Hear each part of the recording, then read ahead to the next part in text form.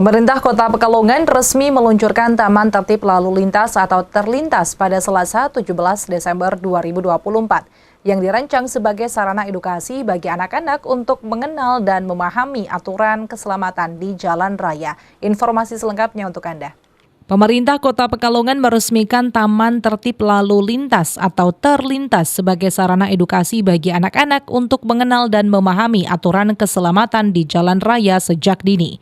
Peresmian yang berlangsung pada Selasa 17 Desember ini dilakukan Wali Kota Pekalongan dengan secara simbolis dilakukan pemotongan pita. Wali Kota Pekalongan Ahmad Afzan Arslan Junaid mengapresiasi langkah Dishub Kota Pekalongan yang telah menyulap lokasi yang sebelumnya digunakan untuk tempat barang tidak terpakai, kini dimanfaatkan dan didesain ulang menjadi wahana edukasi berupa Taman Tertib Lalu Lintas atau Terlintas.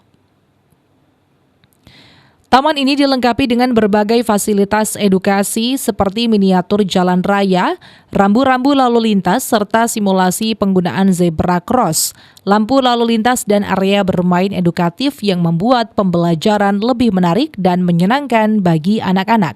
Saya sangat luar biasa untuk edukasi kepada anak-anak PAUD dan SD menurut saya supaya bisa sejak dini mengetahui rambu-rambu lalu lintas seperti apa, supaya nanti mereka harapannya ya juga kalau sudah memang sudah besar ya harus tertib berlalu lintas, tapi pengetahuan sejak dini ini kan menjadi penting. Ini saya apresiasi juga untuk Dinas Perhubungan bahwa tempat yang tadinya hanya untuk barang-barang bekas atau tidak terpakai di Dishub ini disulap menjadi Taman Tertib Lalu Lintas. Ini menurut saya sangat luar biasa. Kita juga disupport oleh Kapolres melalui Bu Kasatlantas dan dari Kajari juga.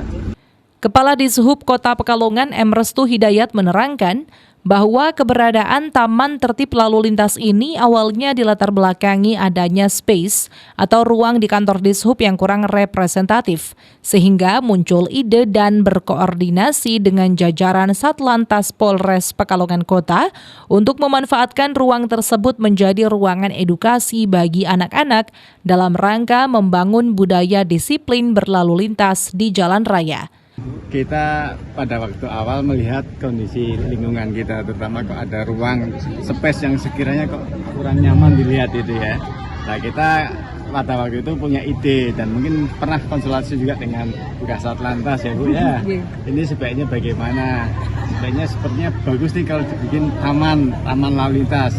Nah, tujuannya untuk apa? Tujuannya tentunya untuk edukasi anak-anak berbudaya tertib berlalu lintas. Intinya sejak awal kita upayakan untuk anak-anak itu mengerti tentang bagaimana sih tata cara berlalu lintas, bagaimana sih berhenti di jalan, bagaimana sih menghormati orang lain, dan tentunya bagaimana mengerti tentang rambu-rambu lalu lintas.